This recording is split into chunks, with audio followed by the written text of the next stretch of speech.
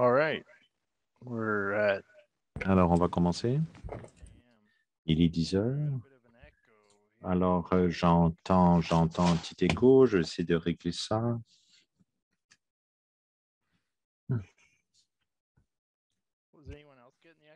Est-ce que les autres entendent le même écho que moi? Non, ça va. OK, d'accord. Non, ça va, Mitch. Le son est très bon, c'est très clair. OK, d'accord, parfait. C'était peut-être de mon côté, mais c'est parti maintenant, c'est réglé. Alors, il est 10 heures, heure de l'Est. Alors, nous allons donc commencer et nous avons 14 personnes qui participent au webinaire. Merci donc de prendre le temps pour apprendre un peu plus sur le projet du LNC, le projet de NSTF, comme on dit. J'aimerais reconnaître finalement qu'on se trouve sur le territoire non cédé des Algonquins, Anishinaabe. On s'y retrouve aujourd'hui, mais le projet finalement entreprend comment a lieu finalement sur le territoire des Anishinaabe Algonquins. C'est quelque chose que je voulais reconnaître d'entrée de jeu. J'aimerais également vous parler de la logistique finalement régissant ce webinaire. Pour ceux d'entre vous qui ne connaissaient pas la plateforme Zoom, il y a quelques éléments qu'il va falloir vous présenter. Alors, pour poser une question, il y a donc un bouton questions-réponses en bas de votre écran Zoom. Questions-réponses Q et A.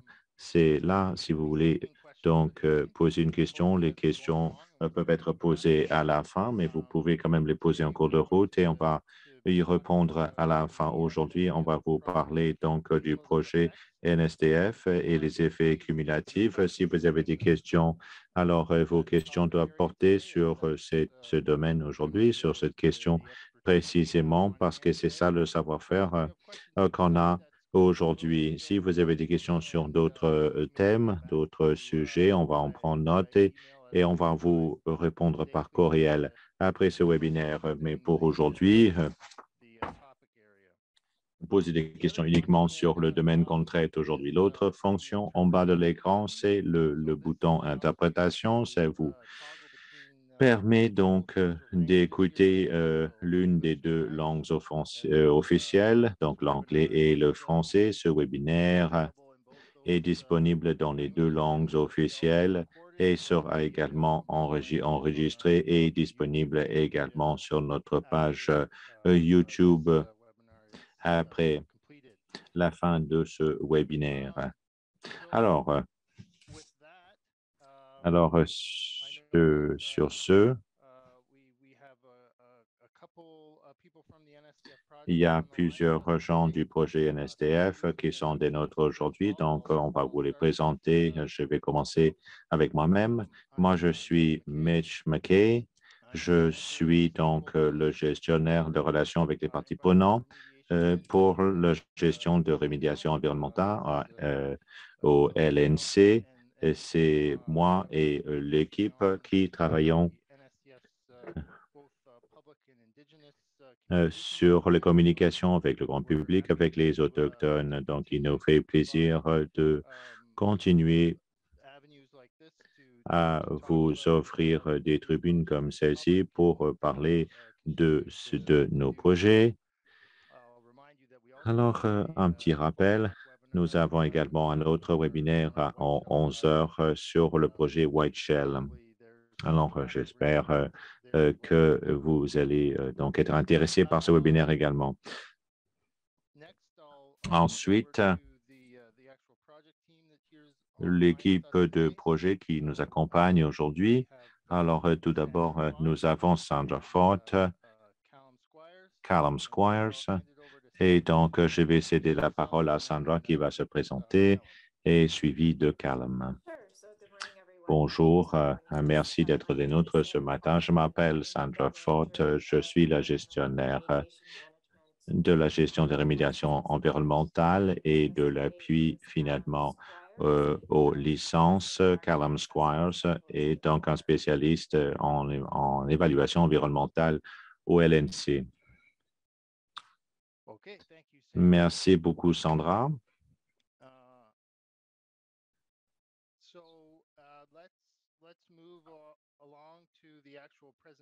Alors, on va passer maintenant à la présentation en bonne et due forme. Sandra, vous allez donc donner une mise à jour sur le projet NSTF et ensuite tu vas céder la parole à Callum qui va nous parler des effets cumulatifs. À vous, Sandra.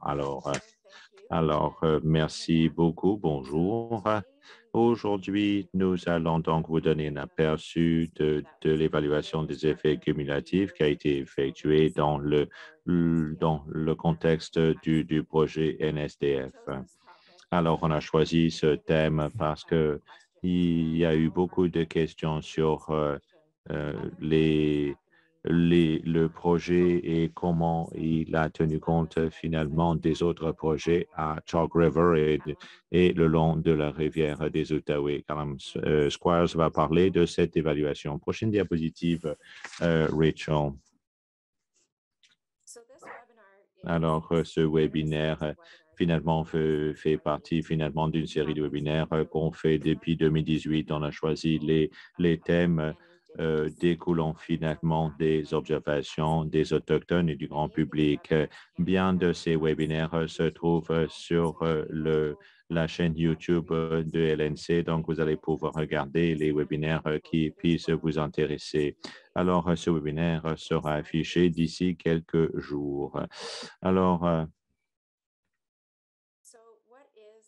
Alors, qu'est-ce que c'est le NSTF? À l'heure actuelle, ce n'est qu'une proposition.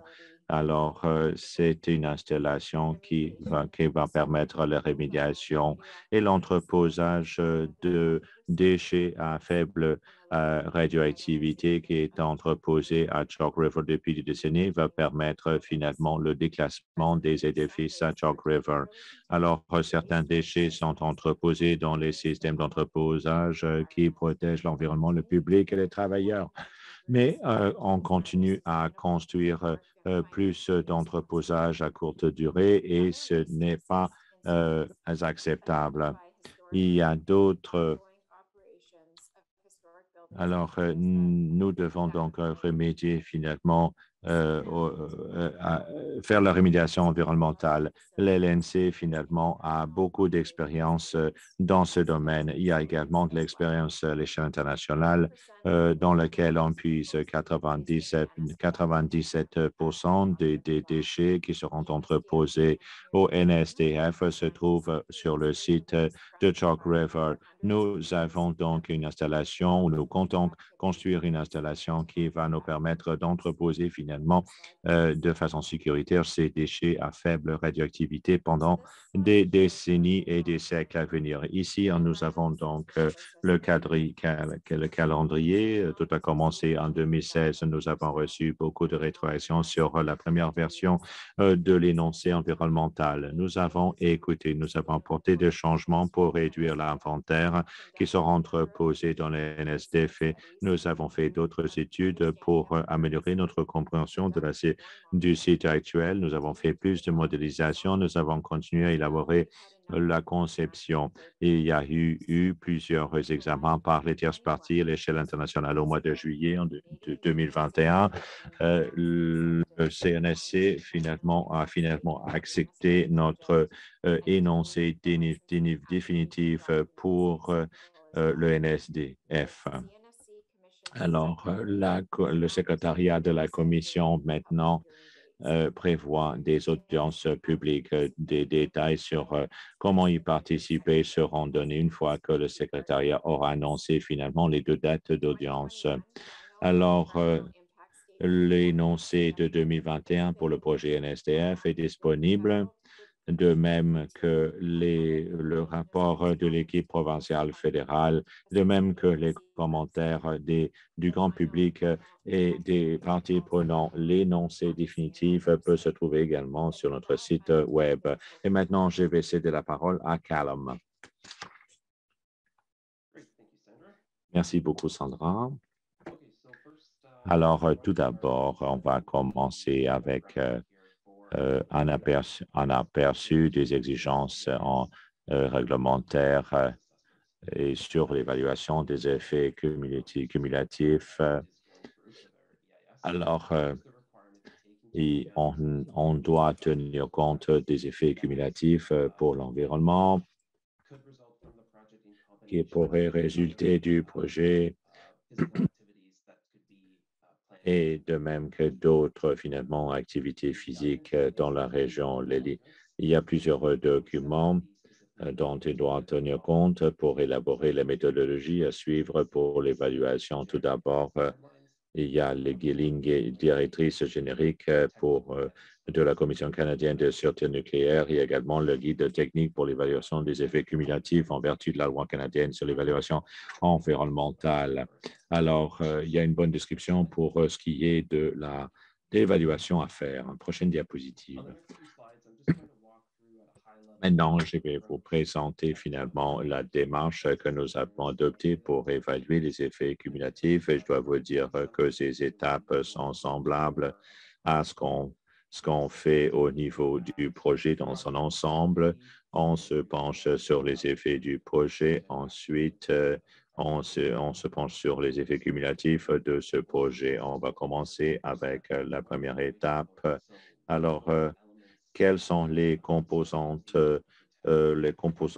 donc qu'il faut protéger, de façon réglementaire ou peut-être protéger les autochtones, le grand public, plutôt les préoccupations pour les parties prenantes. On a une diapositive qui va vous présenter tout cela. Ensuite, les frontières spatiales, les limites temporelles, quel est l'effet finalement de votre projet sur l'environnement avoisinant. Alors, on doit finalement nous pencher sur la zone d'études régionale. Ça, c'est la zone où votre projet pourrait avoir une incidence sur d'autres projets qui sont prévus dans cette même région. Ensuite, il faut prévoir les frontières temporelles parce il faut comprendre finalement les chevauchements entre les projets dans le temps. Pour le projet NSTF, il y a plusieurs étapes, construction, etc. Et ensuite, nous examinons donc les activités physiques qui ont été menées. On détermine finalement les cas d'évaluation. Donc, je vais vous présenter finalement l'échelle de A à Z. On commence avec le cas de base, sans le projet actuel, qu'est-ce qui existe déjà, comprendre l'environnement finalement. Et c'est quelque chose qui est important, surtout pour le projet NSDF, parce qu'il y a beaucoup d'informations qui est disponible sur le site parce qu'il y a beaucoup de surveillance qui a été effectuée depuis des décennies. Alors, c'est quelque chose qui est prévu dans les lignes directrices. On recommande finalement d'évaluer les effets cumulatifs pendant la durée finalement de l'évaluation. Donc, nous avons adopté une approche plutôt cumulative en faisant l'évaluation. Ensuite, il y a donc les effets finalement du projet NSTF, quelle sera l'incidence sur l'environnement. On combine cela avec le cas de base et ça devient donc le cas d'application. Donc, quelles sont les mesures d'atténuation qui seront nécessaires et les effets résiduels qui exigent finalement une atténuation ou un évitement. Ensuite, il y a donc l'étude sur les effets cumulatifs en tant que tel. On connaît donc les effets résiduels du projet, c'est-à-dire donc les effets qui continuent à exister après les mesures d'atténuation. Ensuite, on donc combine cela avec les développements prévisibles raisonnablement, les RFD en anglais. Donc, on étudie finalement les effets résiduels de votre projet et les autres projets. Ça devient donc le cas RFD. Prochaine diapositive.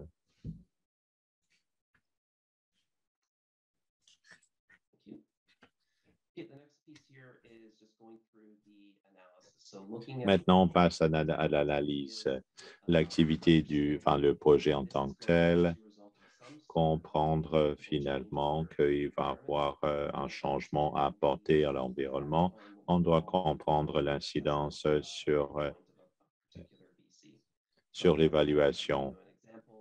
Un exemple de cela, l'élimination de certains habitats, des effets résiduels de la sorte. En fin de compte, on essaie de protéger,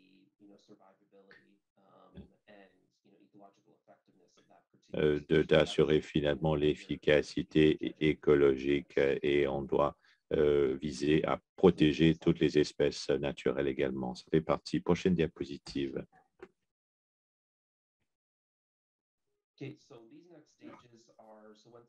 Les prochaines étapes, une fois qu'on a on a établi donc les effets cumulatifs. Si on détermine qu'il y a des effets résiduels ou cumulatifs, alors on doit identifier les mesures d'atténuation. Est-ce qu'on peut atténuer, réduire l'incidence? On doit tenir compte des commentaires, des observations des parties prenantes du grand public. Ensuite, on doit évaluer l'importance. Alors, c'est vraiment une question pour laquelle on a une réponse affirmative ou négative. Est-ce qu'on a donc un effet cumulatif finalement négatif, néfaste, et l'incidence est-elle finalement importante? Là, on va essayer de déterminer si le projet a en fait une incidence sur certaines espèces, par exemple, sur un habitat. L'élimination de habitats, par exemple, c'est vraiment la question qu'on doit se poser. C'est un facteur très important parce qu'on doit répondre avec une réponse affirmative ou négative. Si c'est affirmatif, il faut essayer de minimiser finalement les effets ou l'incidence. C'est important de vous faire remarquer que pour le projet NSDF, on ne prévoit pas finalement d'effets pervers importants. Ensuite, il y a le suivi pour les effets cumulatifs et le projet. S'il y a des effets résiduels, on doit les suivre, on doit les surveiller, on doit faire en sorte que les mesures d'atténuation soient efficaces. Et on doit apporter des modifications dans le temps également qui seront nécessaires. Prochaine diapositive maintenant.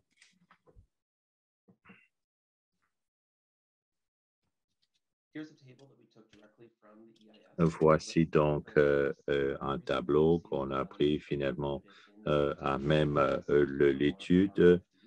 Alors, on voit ici que la plupart des activités possibles dans cette région découlent des activités des laboratoires canadiens, nucléaires canadiens, et la plupart des activités sont prévues finalement d'avoir lieu sur le site.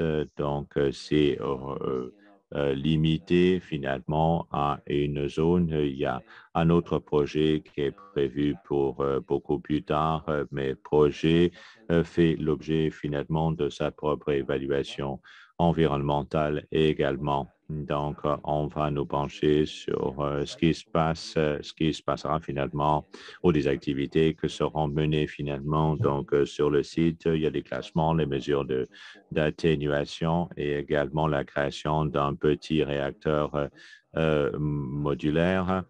Alors, il y a plusieurs activités finalement qui sont limitées finalement au site. Il y a un autre projet qu'on a identifié dans notre évaluant qui n'est pas relié au laboratoire, c'est-à-dire les travaux qui seront effectués à Petawawa, donc le remplacement des deux vieux bâtiments, mais ça, ce n'est pas pour tout de suite, c'est pour beaucoup plus loin. Alors, prochaine diapositive.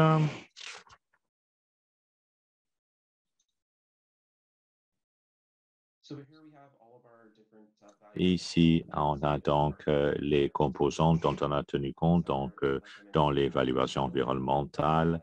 les éléments de l'environnement qui doivent être protégés, identifiés par le grand public ou par les parties prenantes. Donc, l'environnement atmosphérique, on tient compte donc des contaminants de l'atmosphère, la géologie, l'hydrogéologie, donc l'environnement aquatique, les eaux en surface, les poissons, par exemple.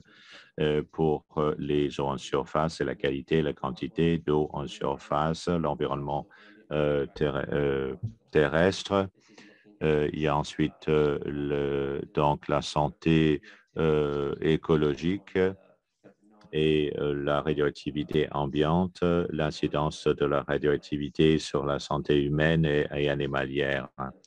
Ensuite, il y a la santé humaine, il y a également l'utilisation des ressources et de la terre également. Il y a également les facteurs socio-économiques. Il y a beaucoup de composantes. Je ne peux pas vous présenter chaque facteur, mais il y en a 4 qui nous donnent finalement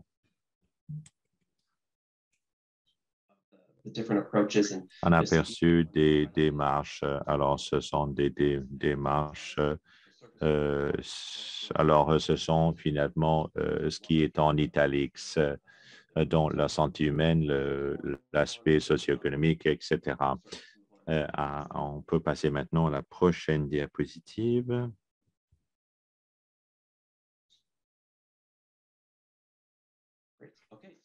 Très bien, on va commencer avec l'environnement aquatique et les eaux en surface. Ça découle finalement ou s'inspire finalement d'autres études qui ont déjà été effectuées. On a fait une étude de modélisation sur les eaux, les nappes phréatiques et l'interaction avec l'eau en surface. À droite, on voit finalement une carte qui vous présente finalement les frontières de l'évaluation. Alors, la ligne pointillée en pourpre est finalement la zone d'étude régionale, là où il y a la possibilité d'interaction avec d'autres projets. Alors, le projet NSDF est beaucoup plus limité. On voit donc la partie en rouge en plein milieu, ensuite la partie en noir. Ça, c'est donc la zone d'étude locale. Alors, on a tenu compte finalement de la rivière Perch et du lac Perch et du bassin versant également. On a également tenu compte de la rivière en aval finalement du site. Pour ce qui est de cette évaluation-ci, alors, on n'a pas présenté un cas RD pour ces deux éléments. Il y a plusieurs variables finalement dont on a tenu compte. C'est important finalement de faire une distinction. On sait qu'on a présenté des cas, ça ne veut pas dire qu'on n'a pas tenu compte, mais pour plusieurs raisons, on a déterminé qu'il n'y aura pas d'effet cumulatif à l'avenir. Alors, premièrement, c'est important de reconnaître à nouveau que c'est un site qui est surveillé de près depuis des décennies. On a beaucoup de données, beaucoup d'informations dont on a pu nous inspirer pour notre évaluation. Ça nous donne donc des prévisions beaucoup plus certaines, que ce soit donc l'environnement de base et également l'incidence de d'autres projets, bien des projets qui vont avoir lieu donc dans la zone étudiée. Pour la composante eau en surface, on a déterminé que les autres projets ne vont pas avoir un chauffement de façon spatiale avec le projet NSDF. Pourquoi? Parce que c'est finalement grâce à notre pratique de gestion des pratiques finalement de gestion de l'eau en surface qui sont déjà en place et minimisent finalement l'incidence des effets cumulatifs. Donc, il n'y aura pas de chevauchement. Autre chose qui est important, le NSDF va permettre aux laboratoires de remédier ou assainir d'autres zones contaminées. Ça va avoir donc un effet positif sur l'environnement aquatique, sur les eaux en surface, mais sur les autres facteurs dont on a tenu compte également pour ce qui est de l'habitat des poissons. Une fois qu'on a établi finalement les effets du projet, on n'a pas pu finalement discerner des effets sur l'habitat des poissons. Donc, il n'y a certainement pas d'effet cumulatif. Et c'est pour cela qu'il n'y avait pas de cas RD qui a été présenté. Prochaine diapositive maintenant.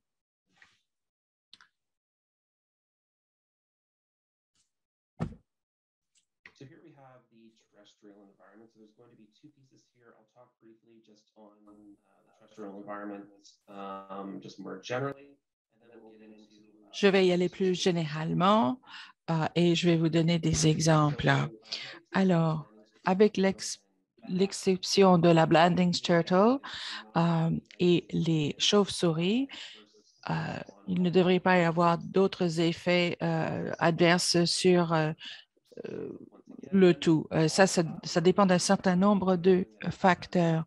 Alors, il y a tout ce qui a été fait depuis des décennies et dans toute la région avec la ligne de base, la nouvelle infrastructure qui sera située dans les zones qui sont déjà dérangées sur le site de Chalk River.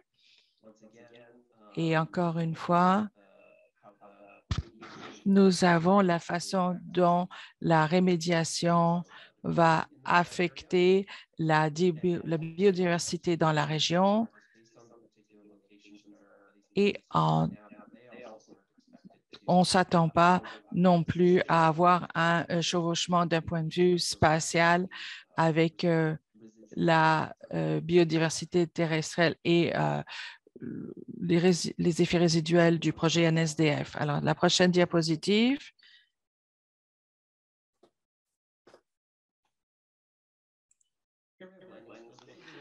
Alors, ça, c'est intéressant pour cette tortue parce que CRL travaille là-dessus depuis un certain temps. Ces tortues Blandings ont été identifiées depuis 2009 dans ce site et c'est quelque chose que nous avons surveillé depuis un certain nombre d'années et nous avons aussi développé ce qu'on appelle un plan de réduction des méfaits de la mortalité de la Blandings turtle. Nous allons en parler de ce qui a déjà été fait là-dessus. Alors, cela comprend des éléments sur le site lui-même,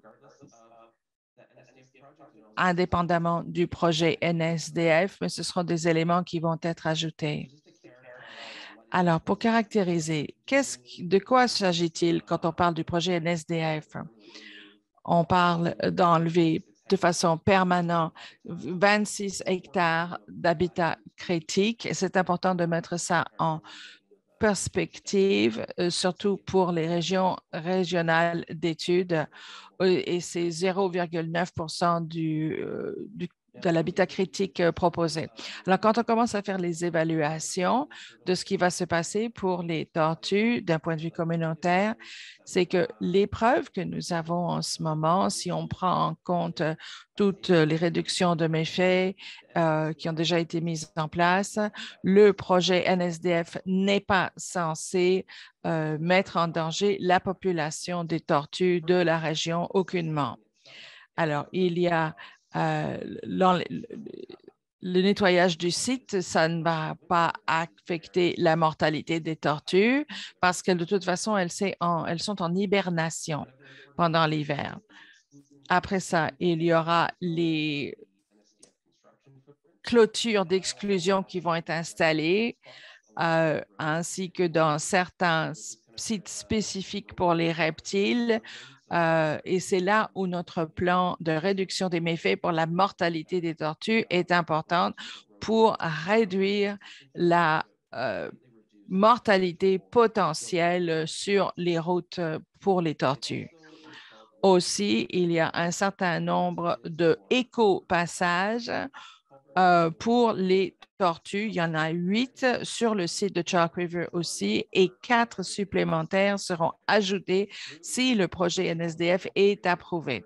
Chalk River au CNL a déjà aussi créé des nouveaux endroits pour la nidification autour des sites de passage.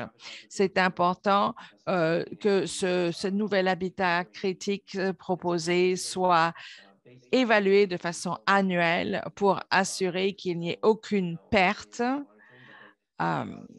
Et pour l'instant, ce n'est que le début, mais on a remarqué que les tortues ont commencé à se servir de ces mécanismes proposés. Donc, c'est très, très prometteur. Si on regarde la proposition, c'est quelque chose que CRL est en train d'examiner d'un point de vue site. On veut s'assurer qu'il n'y ait aucune perte significative et on verra s'il y a besoin d'avoir des mesures de remédiation proposées par le fédéral plus tard. Prochaine diapo.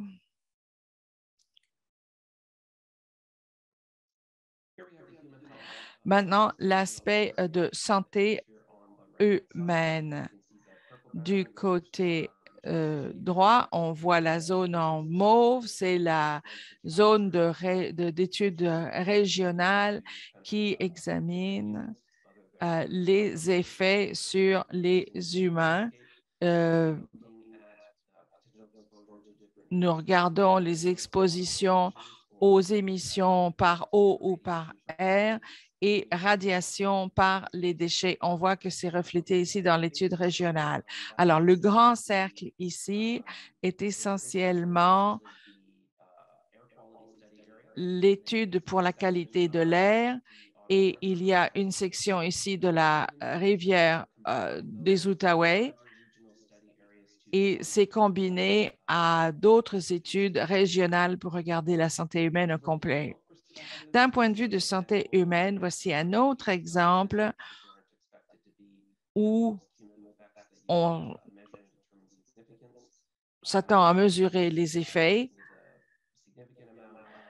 et voir si nous avons déjà un certain nombre de données qui sont disponibles au site, sur le site. Mais quand il s'agit des données radiologiques qui sur ces projets-là et les projets envisageables qui ne sont pas NSDF, tous ces projets-là sont censés être petits, distribués à travers le site zéro et ôter des activités NSDF. Donc, on enlève ces composantes spatiales ici où on ne pense pas que ces effets-là vont spatialement se chevaucher.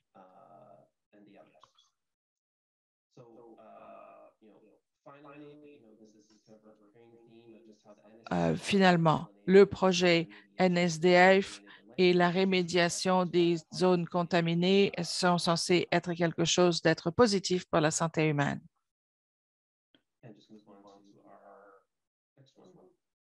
Maintenant, on passe à la prochaine diapo. Bon, voici notre dernier sujet que nous allons aborder aujourd'hui. Ce sont les aspects socio-économiques. Il y a un certain nombre d'effets résiduels qui ont été identifiés au niveau du projet et qui sont projetés dans l'évaluation des effets cumulatifs. Alors d'abord, il y a l'emploi, les opportunités de la part des contracteurs et des fournisseurs, donc c'est-à-dire un effet positif résiduel, ainsi qu'une augmentation sur les accommodations commerciales, à la fois positives et négatives, avec un effet résiduel. Et on est en train d'évaluer la situation pour voir s'il y a des effets négatifs. Mais est-ce qu'on se sert de toutes les données nécessaires? Nous sommes en train d'examiner les deux côtés de la médaille. Et il y a aussi à prendre en compte les changements dans la demande de la part des services communautaires, c'est-à-dire santé, éducation, services protecteurs de protection et d'urgence. Et nous avons aussi les communautés de Pembroke, de Petawawa, qui sont à peu près à 30 km du site. Et nous reconnaissons aussi qu'il existe des opportunités d'affaires pour la ville d'Ottawa et pour la province du Québec. Et c'est pour ça qu'elles sont, elles sont représentées ici dans notre carte régionale.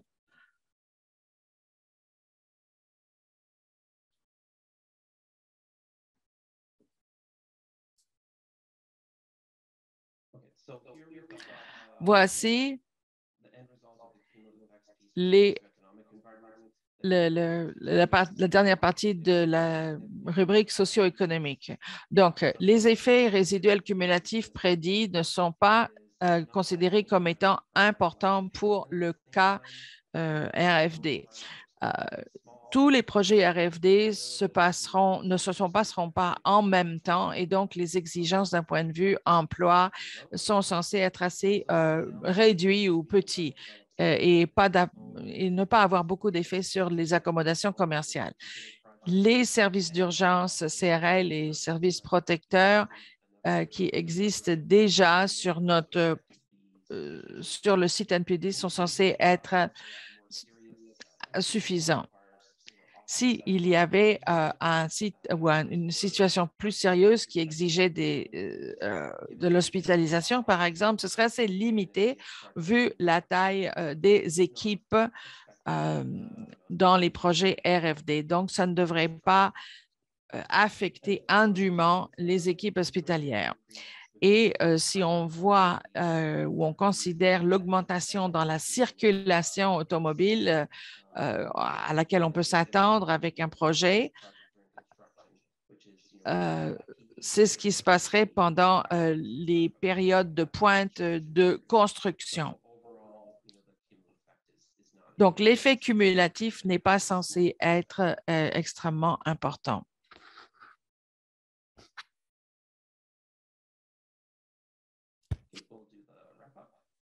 Bon, on en vient à notre conclusion.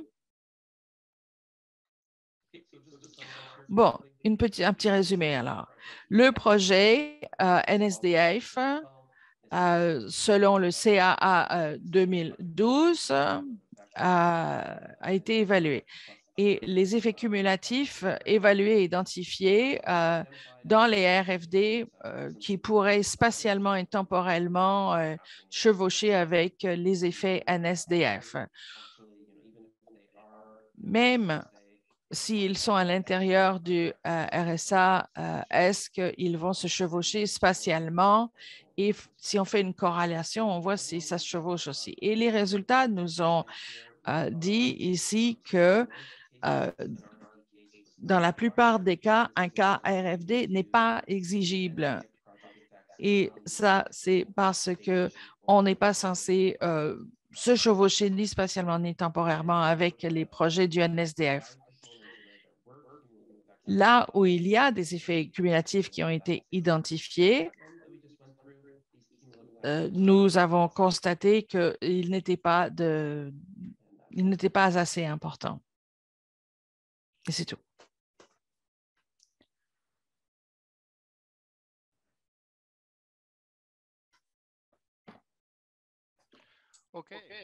Bon.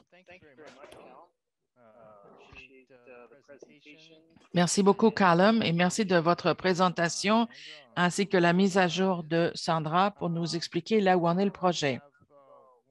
Jusqu'à présent, nous avons une question qui nous a été posée dans le chat, mais je vous encourage à poser des questions. C'est vraiment le moment de poser des questions. Alors, la question qui nous a été posée,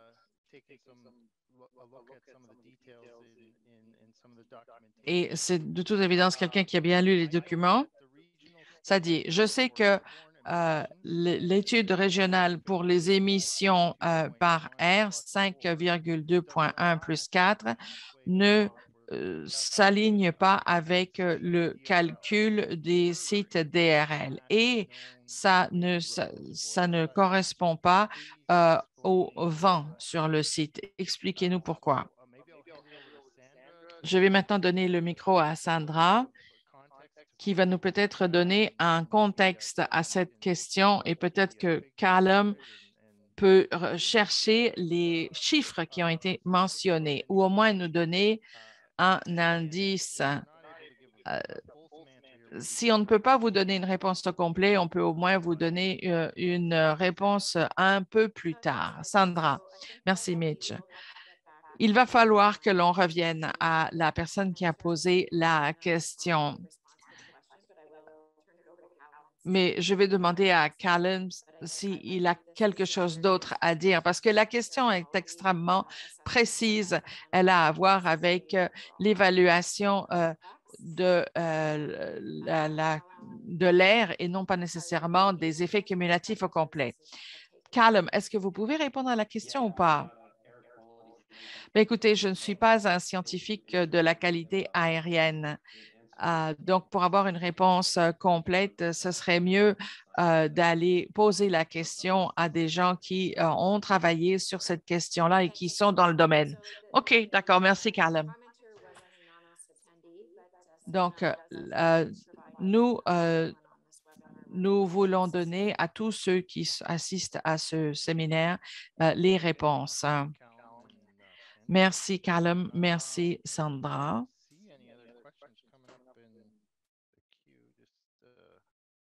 Je ne vois pas d'autres questions ici. Eh bien, Callum, vous avez répondu à toutes les questions avec cette excellente présentation que vous venez de nous donner. Bon, on a plus de questions. Excellent. Alors, pour déterminer les effets cumulatifs d'un projet, on a besoin aussi d'avoir une description précise du RSA. Est-ce que c'est le suivi suivi complémentaire, la question complémentaire? Non, c'est une autre question. Callum, comment est-ce que l'on détermine les zones d'études régionales? C'est plus un commentaire qu'autre chose, oui. Oui, c'est important de comprendre qu'il n'y a pas simplement une zone d'études régionales. Ça dépend de la discipline. Les RSA qui sont censés capturer une zone potentielle pour un projet INSDF et où ça pourrait affecter un autre projet ou d'autres développements. Donc, c'est la zone régionale où on voit la zone, comme on a vu dans les images, mais ça, c'est déterminé discipline par discipline. Dans la EIE, où on décrit chacune des sections environnementales. Alors, si vous voulez comprendre une zone spécifique, par exemple, pour la qualité de l'air ou autre chose, il existe des détails spécifiques que vous pouvez examiner. Merci. Merci de cette réponse. Prochaine question. Pouvez-vous nous expliquer le design de votre situation de clôturage pour les reptiles? Ce que nous avons présentement et ce que nous utilisons comme clôturage, ce sont, nous suivons en fait les normes de l'Ontario pour les reptiles et pour les tortues. Notre biologiste n'est pas avec nous en ligne, malheureusement, mais je peux vous dire qu'ils ont suivi un document qui a été produit par le gouvernement provincial là-dessus et on peut vous donner les références si vous le désirez. Merci, Sandra. Et là-dessus, quelqu'un demande, où pouvons-nous obtenir une copie des études qui ont été mentionnées par Sandra au début de notre présentation. Les études de base, il y en a de très nombreuses. Elles sont toutes résumées avec leur EIE, chapitre par chapitre.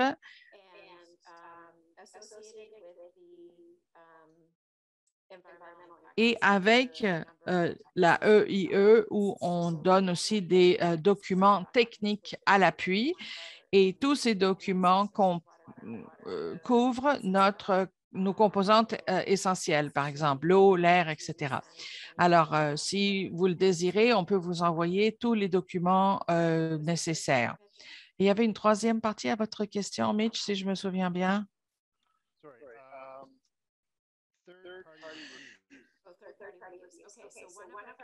Les examens de tierces parties sont disponibles sur le site Web et ça a été fait par Énergie atomique du Canada et ça a été, donc l'examen est là et nous pouvons vous donner le lien à ce document